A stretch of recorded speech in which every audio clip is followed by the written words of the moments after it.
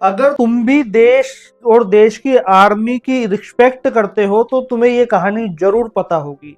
और अगर अब तक नहीं पता थी तो हम आपको बताते हैं सियाचिन की एक ऐसी घटना जो आज तक लोग नहीं भूल पाते हैं।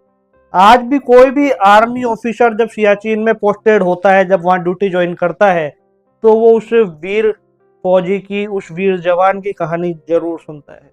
अब क्या वो कहानी है वो मैं आपको समझाता हूँ, ले चलता हूँ एक ऐसे सफर पर जहां आपको पता लगेगा कि इंडियन आर्म फोर्स कितनी ज्यादा स्ट्रोंग है, कितनी ज्यादा बहादुर है।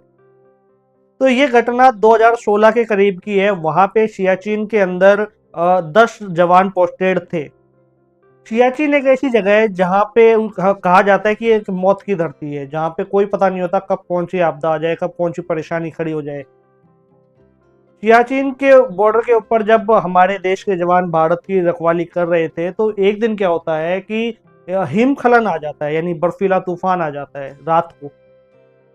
उस बर्फीले तूफान के अंदर जो 10 के 10 जवान होते हैं वो वीर गति को प्राप्त हो जाते हैं, उसमें दब जाते हैं। दूसरे दिन जो ऑफिसर्स होते हैं वो सारे आते हैं, देखते हैं कि जवान कहाँ कहाँ दबे हुए हैं, और ऑफिसर उन सभी जवानों को ये घोषित कर देते हैं कि इनको वीरगति प्राप्त हो गई है, ये शहीद हो चुके हैं। लेकिन शहीद हो गए वो बात ठीक थी, लेकिन उनकी जो डेड बॉडी थी उनको तो ढूंढना था, उनका तो सम्मान करना ही था, क्योंकि देश के जवान थे। देश के जवान की जो शरीर है, जो उनका शव है, उसको ऐसे तो छोड़ के नहीं जा सकते थे ना।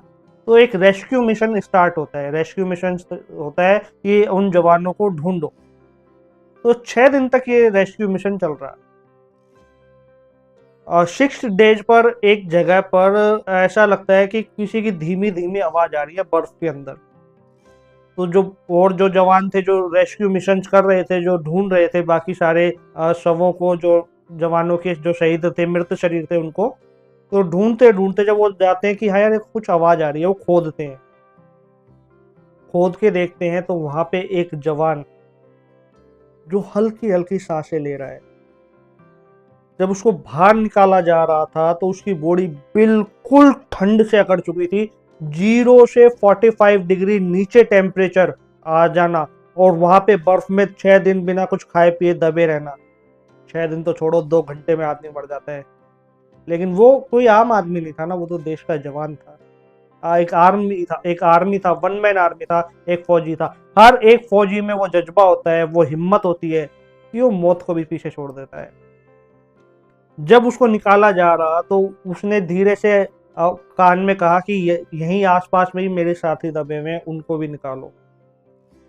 ये सुन के जितने भी आर्म फोर्स खड़ी थी बाहर, वो सारे इमोशनल हो गए, भावुक हो गए, क्योंकि जिनका वो नाम ले रहा है वो पहले उनको निकाल चुके हैं, और वो सारे के सारे वीरगति को प्राप्त हो चुके हैं, शहीद हो चुके हैं।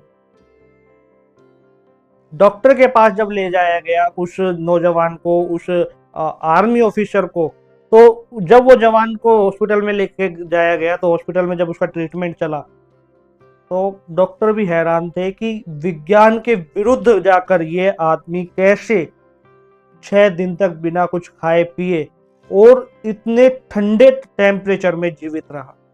आखिरकार वो भी शहीद हो जाता है, और पूरा देश उस समय रोया था। और यकीन मानो, आज भी जब कोई भी वहां पे पोस्टेड होता है तो उस आर्म ऑफिसर्स की स्टोरीज को जरूर बताई जाती है। समय समय पे लोगों ने दावा किया है कि आज भी वो जो आर्मी ऑफिसर है, भले ही वो शरीर में ना हो, लेकिन वो आत्मा रूप में, यानी वो आत्मा के रूप में वो उस बॉर्डर की रखवाली करता है, उस बॉर्डर पे बैठा हुआ है।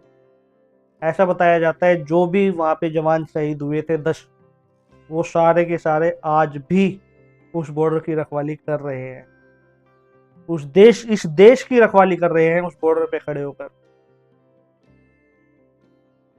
तो तुम सोच के देखो कि आर्म फोर्स वो जो मौत को भी पीछे छोड़ दे, आर्म फोर्स वो जो ये कहे कि मेरा कर्तव्य मृत्यु से बड़ा है, जो ये कहे कि मैं मृत्यु के बाद भी मेरा कर्तव्य निभाऊंगा। आर्म फोर्स वो जो ये कहे कि मैं बॉर्डर पे खड़ा हूं ना, जब तक मेरे देश को, इस भारत को कोई कुछ नहीं कह सकता, तनिक मात्र भी नुकसान नहीं पहुंचा सकता। ये है आर्म फोर्स। तो ये स्टोरी बतानी आप लोगों को बहुत ज़्यादा ज़रूरी थी, क्योंकि देखो देश के लिए कुछ कर गुजर जाना बहुत बड़ी बात होती है। खुद के लिए सभी करते हैं, सभी जीते हैं। और यकीन मानो, यदि आप भीतर से आध्यात्मिक हो तो देश के लिए अपनी जान दे दोगे। ऐसे शहीद हुए जो हंसते हंसते फांसी पर चढ़ गए। शहीद भगत सिंह, चंद्रशेखर आजाद, ये वो महावीर थे, ये वो लोग थे जो यदि ना होते तो आज मैं ये वीडियो आप लोगों के लिए नहीं बना रहा होता, और ना ही आप अपने घरों में, अपने ऑफिस में बैठ के मेरी ये वीडियो देख रहे होते। आज हम भी गुलाम होते। तो उन वीरों के लिए, उन शहीदों के लिए और हमारी इंडियन आर्म फोर्स के लिए एक सल्यूट जरूर बनता है, और रिस्पेक्ट कीजिए आर्मी की। और यदि आप आर्मी ज्वाइन कर सकते हैं तो प्लीज जरूर कीजिए। इस वीडियो में इतना ही। वीडियो यदि आपको अच्छा लगा हो, ज़्यादा से ज़्यादा लोगों तक शेयर करना। और हाँ, उस वीर की, उस आर्मी ऑफिसर की यदि आपको डिटेल जाननी है तो नीचे डिस्क्रिप्शन में उसकी पूरी डिटेल मैंने दी है, जाओ जाके पढ़ो, बहुत इंटरेस्टिंग स्टोरी है उसकी। नमस्कार, जय हिंद।